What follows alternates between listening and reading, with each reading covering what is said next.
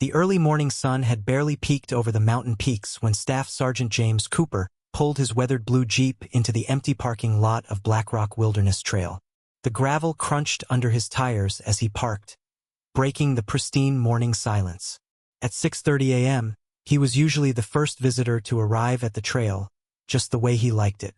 Cooper, a 32-year-old Special Forces veteran, had recently returned from his third deployment in Afghanistan 3 months ago.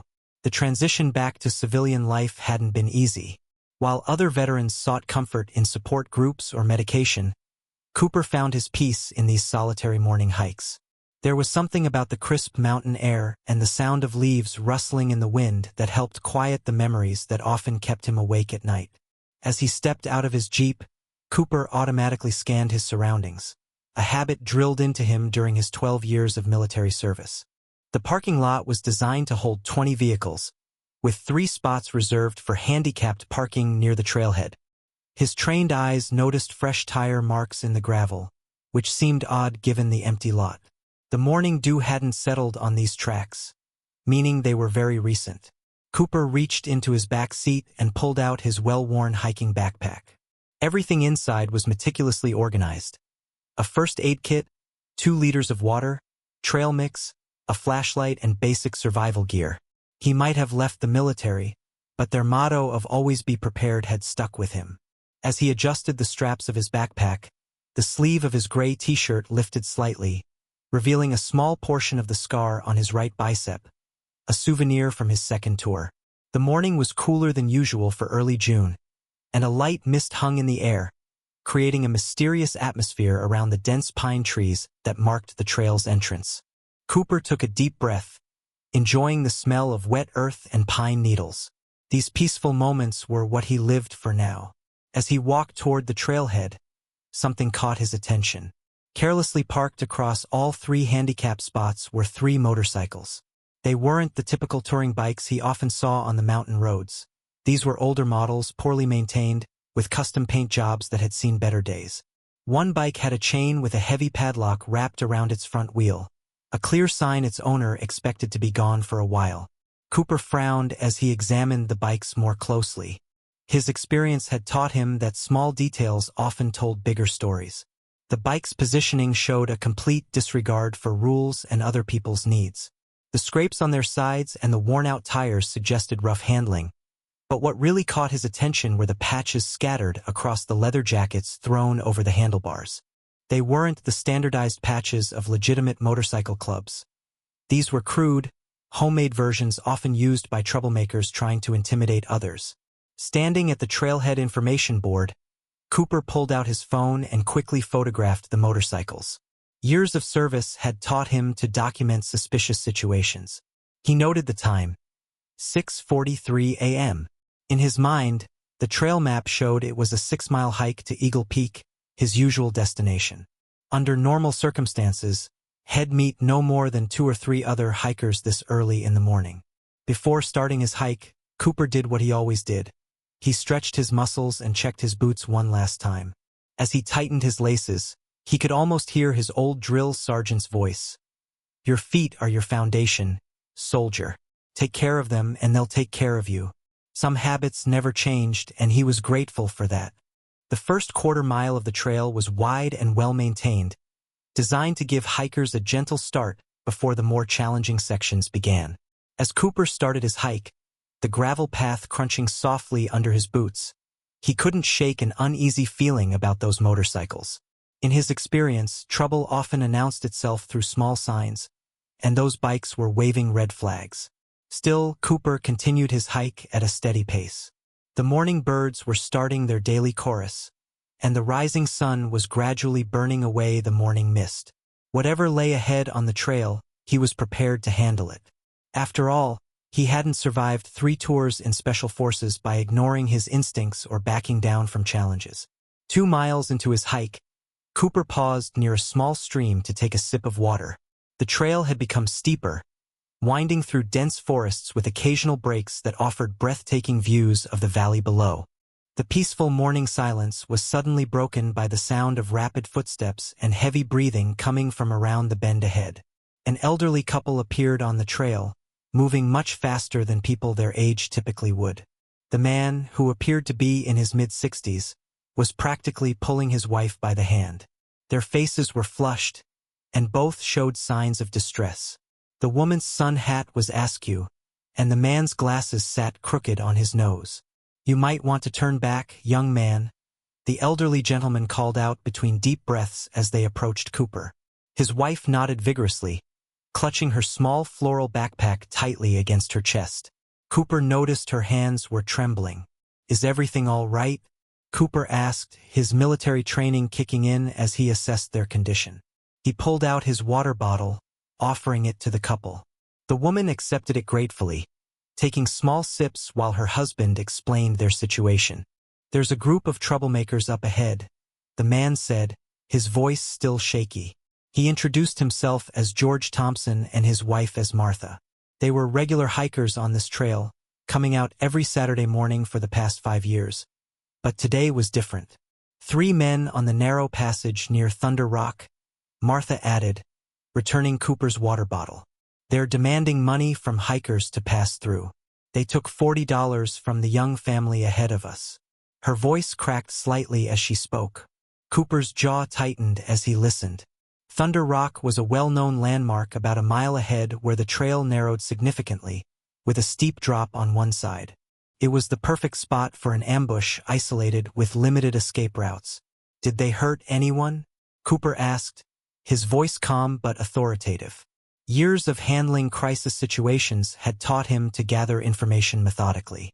"Not physically," George replied, adjusting his glasses. "But they were very threatening. One of them had a knife on his belt, making sure everyone could see it. They're wearing those leather vests with patches, trying to look like real bikers." He shook his head disapprovingly. Martha touched Cooper's arm gently. "Please, young man, just turn back. We've already called the park rangers from the emergency phone at the 2-mile marker, but they said it might take an hour to get here. Those men—" She paused, looking worried. "They seemed high on something. Their eyes weren't right."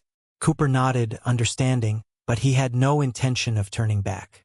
His mind was already mapping out the situation, calculating distances and options. The couple's description matched what he had suspected when he saw those motorcycles in the parking lot. "How many other hikers are up there?" Cooper asked, pulling out his phone to check the time. "It was just past 8 a.m. We saw a family with 2 small children about 15 minutes ahead of us," George answered.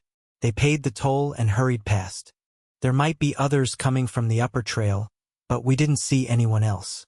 Cooper reached into his backpack and pulled out a granola bar, offering it to the couple. They had clearly exhausted themselves in their hasty retreat. As they ate, he asked them for more details about the bikers, their approximate ages, build, and any distinguishing features they could remember. "The leader, the one with the knife, had a scorpion tattoo on his neck," Martha recalled. "He kept calling himself Slash and laughing about it. The other 2 seemed to follow his lead." After ensuring the couple had caught their breath and were steady enough to continue their descent, Cooper gave them his phone number. "When you reach the parking lot, please call me if the rangers arrive. Otherwise, I'd appreciate it if you could wait there and point them in the right direction when they show up." George and Martha nodded, genuine concern showing in their eyes. "Be careful, young man," George said. "Sometimes it's better to just walk away." Cooper watched as the elderly couple made their way down the trail. Once they were out of sight, his expression hardened. He adjusted his backpack, took one more sip of water, and started moving up the trail at a steady pace. Walking away had never been his style, especially when others needed help. As Cooper approached Thunder Rock, the trail grew narrower, with steep cliffs rising on one side and a sharp drop-off on the other. The morning sun now hung high in the sky, casting dappled shadows through the tree canopy. He could hear loud, rough laughter echoing off the rock faces ahead, mixed with the sound of glass bottles clinking together. Rounding the final bend before Thunder Rock, Cooper saw them. 3 men lounged across the narrow pathway, making it impossible for anyone to pass without getting close to them.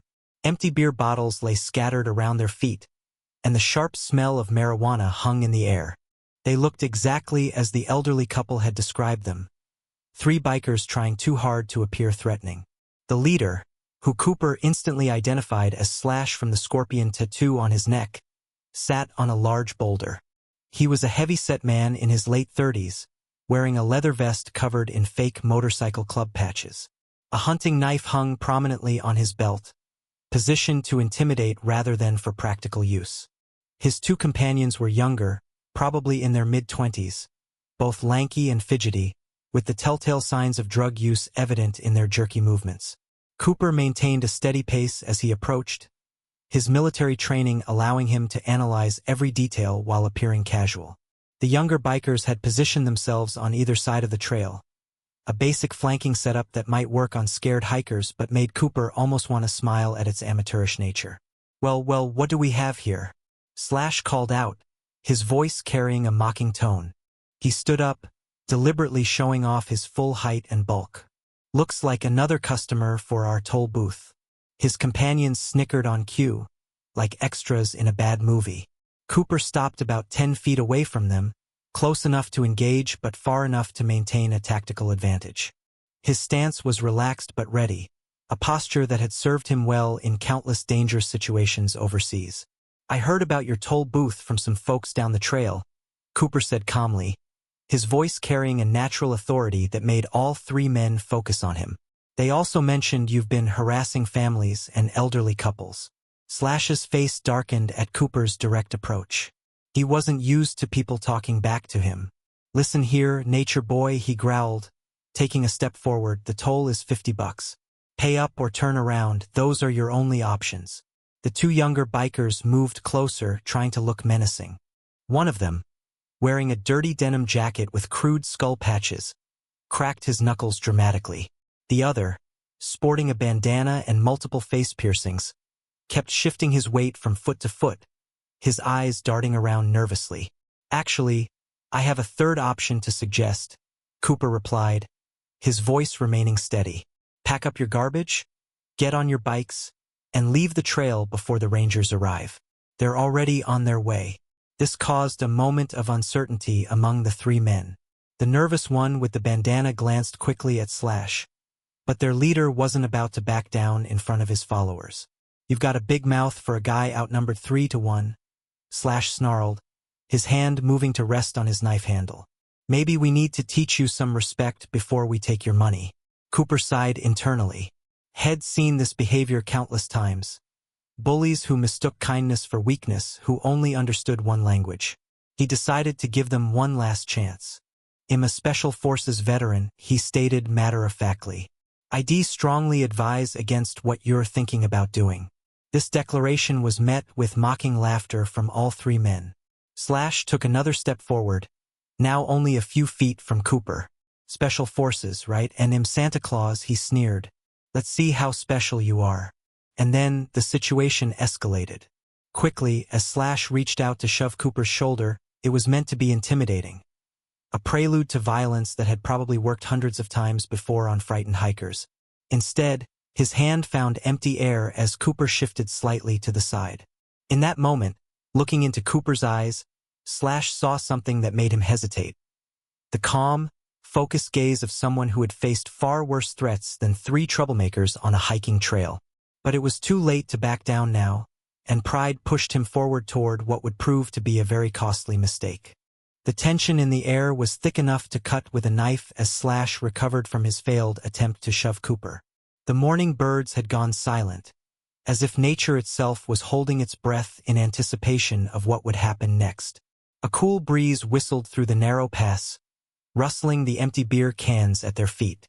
"You move pretty quick for a hiker," Slash growled, trying to mask his surprise with aggression.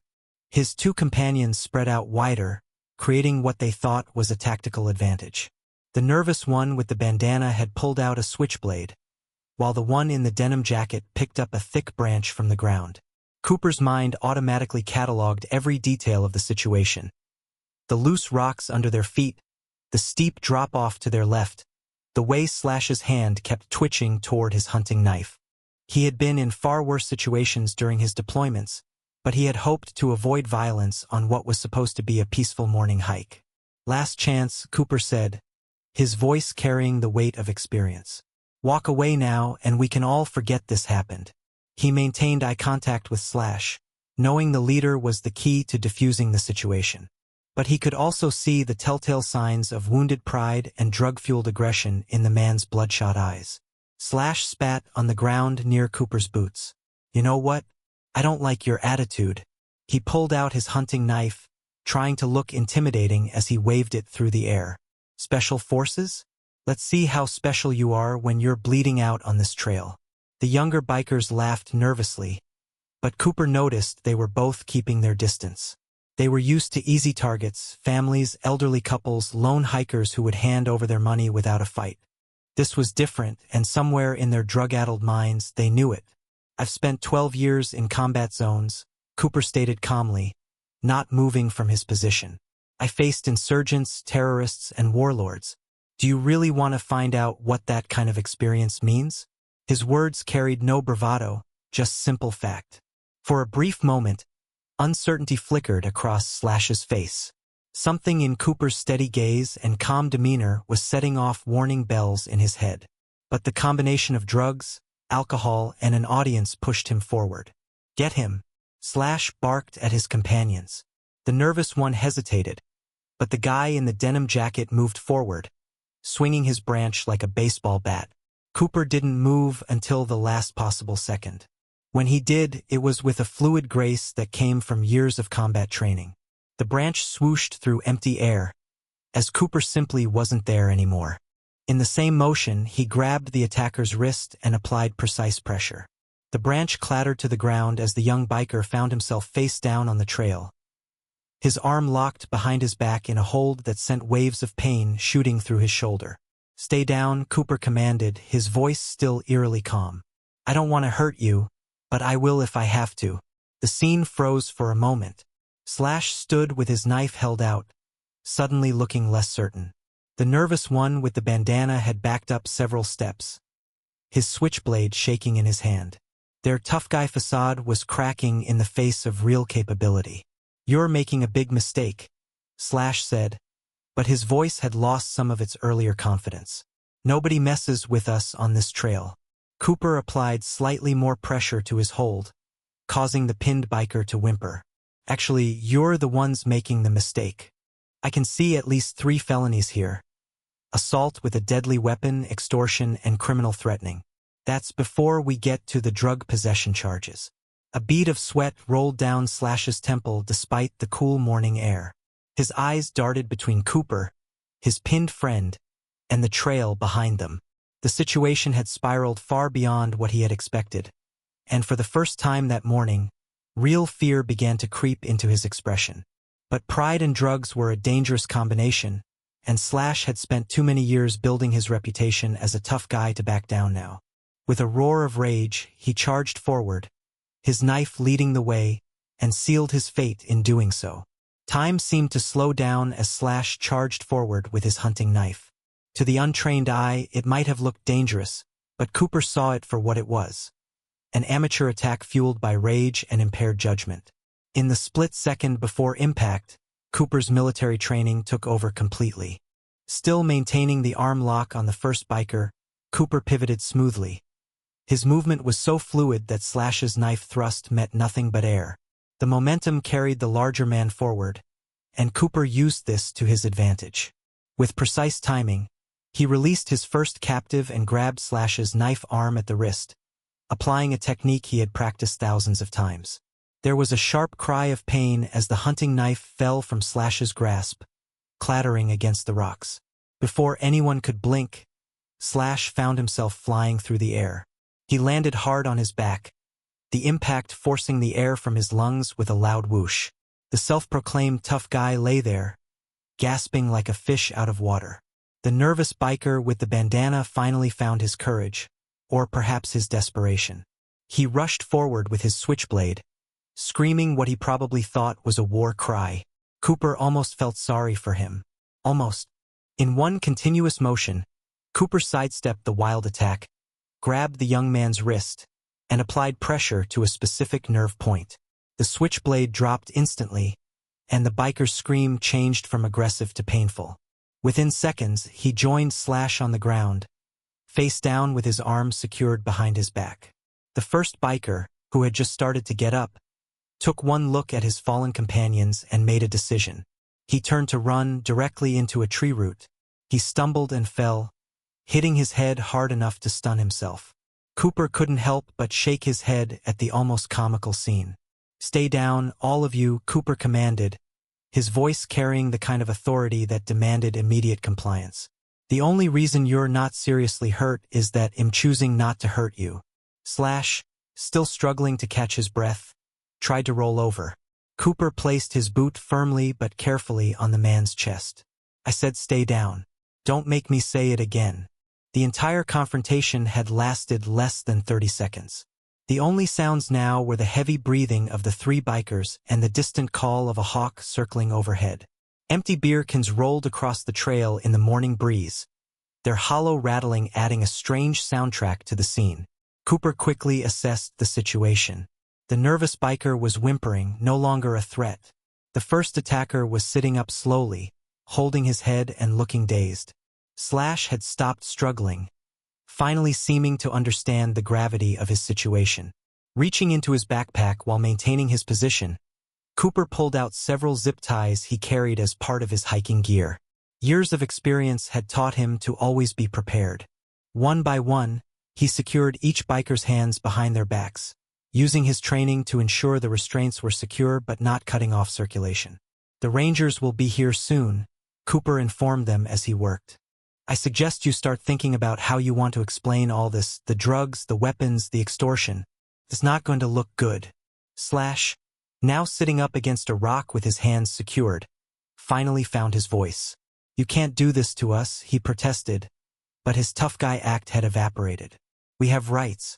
"Yes, you do," Cooper agreed calmly, collecting the dropped weapons and placing them well out of reach.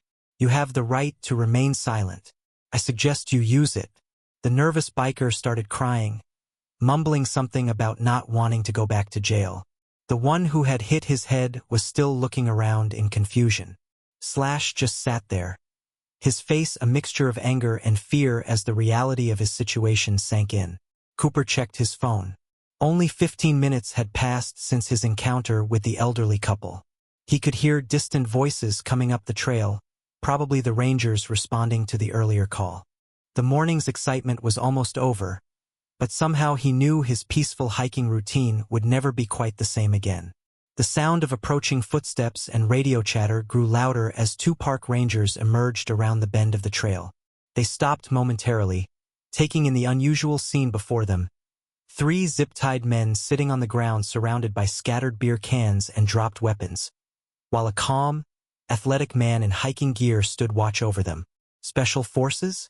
the senior ranger asked, noticing Cooper's controlled posture and the professional way he had secured the situation. His nameplate read Roberts, and his hand rested casually on his service weapon. "Yes, sir." "Staff Sergeant James Cooper," Cooper responded, showing his military ID. These three were operating an illegal toll booth, threatening hikers with weapons and demanding money to pass. Ranger Roberts nodded, already pulling out his radio to call for backup. His younger partner, Ranger Martinez, began taking photographs of the scene, including the scattered weapons and drug paraphernalia. "We got a call from an elderly couple about 30 minutes ago," Roberts explained while checking the zip ties on the suspects. "Said something about bikers causing trouble. Guess they understated the situation a bit." The nervous biker was still sniffling, while Slash had fallen into a brooding silence. The third one had finally stopped looking dazed and was now staring at his boots, avoiding eye contact with everyone. "Found something interesting," Ranger Martinez called out, holding up a backpack she had discovered hidden behind some rocks. Inside were several wallets and cell phones, obviously taken from other hikers. She pulled out one wallet and checked the ID.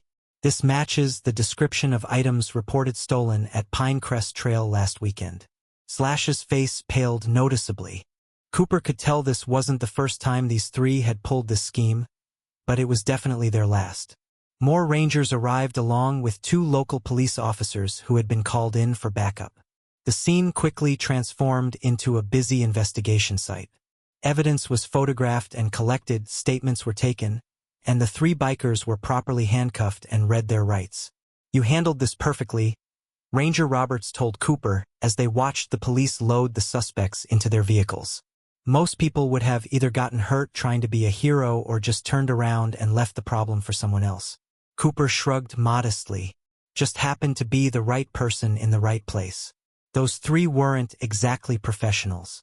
A young family appeared on the trail, the same ones the elderly couple had mentioned earlier. Their faces lit up with relief when they saw the police cars at the trailhead below. The father quickly approached the Rangers, explaining how they had been forced to pay a toll earlier that morning. "Sir," the father said, turning to Cooper after giving his statement, "the couple at the bottom of the trail told us what you did. Thank you. My kids were terrified, and I felt helpless." He extended his hand, which Cooper shook firmly. Ranger Martinez returned with more news. "We just got word from the station. These guys are wanted in 3 counties for similar incidents. They've been terrorizing hiking trails across the state for the past 2 months." As the morning progressed, more hikers came forward with stories and identified their stolen belongings from the backpack. George and Martha, the elderly couple from earlier, had waited at the trailhead and were now giving their official statements to the police. Cooper spent the next hour helping the Rangers document the scene and providing a detailed statement of the incident. His military background and clear account of the event made the paperwork surprisingly straightforward. "We could use more people like you out here," Ranger Roberts commented as they finished up the paperwork. "Ever consider volunteering as a trail guardian? It's a program we're trying to start up, having experienced hikers help keep our trails safe." Cooper looked up at the clear blue sky, thinking about how his peaceful morning hike had turned into something much more meaningful. "You know what, that actually sounds like a good idea." As the last police car pulled away and the Rangers began clearing the scene, Cooper checked his watch. It was barely noon. The trail ahead was clear now, inviting him to continue his hike. Somehow, the day's events had already given him what he came looking for: a sense of purpose and the satisfaction of helping others. A hawk soared overhead, its cry echoing through the valley as peace returned to Thunder Rock. The morning's excitement was over, but its impact would be felt on these trails for a long time to come. The local police station buzzed with activity as officers processed the 3 bikers. Detective Sarah Chun sat across from Cooper in the interview room, reviewing his statement one final time. The walls were covered with wanted posters, and the afternoon sun streamed through the blinds, creating strips of light across the metal table. "This is quite impressive, Staff Sergeant Cooper," Detective Chun said, flipping through the growing case file. "Those 3 have been on our radar for months. We've had reports from 12 different hiking trails across 3 counties, but they always disappeared before we could catch them." Cooper sipped the coffee one of the officers had brought him. "It wasn't great, but Head had worse during his deployments. They weren't very sophisticated," he commented. "Just bullies picking on people they thought wouldn't fight back." The detective nodded, pulling out a stack of photographs. "We've recovered 28 stolen wallets, 15 cell phones, and various other personal items from their motorcycles and apartments." The search warrant turned up quite a collection. She spread the photos across the table, showing bags of evidence being removed from a rundown apartment complex. Through the interview room's window, Cooper could see Slash being led to a holding cell. The scorpion tattoo on his neck was partially covered by bandages from where Head scraped himself during his fall. His tough guy swagger was completely gone now, replaced by the slumped shoulders of someone facing serious jail time. "The district attorney is pressing multiple charges," Detective Chun continued. "Armed robbery, assault with a deadly weapon, criminal threatening, drug possession, and that's just the beginning. With all the victims coming forward, they're looking at significant prison time." As if on cue, a young officer knocked and entered the room. "Sorry to interrupt, Detective. We've got more victims arriving to identify their stolen property. The story is spreading on local hiking forums, and people are coming in from all over the state." The news had indeed traveled fast. Local hiking groups on social media were buzzing with the story, and the original post by George and Martha had gone viral in the outdoor community. People were sharing their own encounters with the 3 bikers, and messages of gratitude for Cooper's intervention were pouring in. Detective Chun closed her notebook and stood up. "Well, Staff Sergeant, I think we have everything we need." But before you go, the chief wants to speak with you.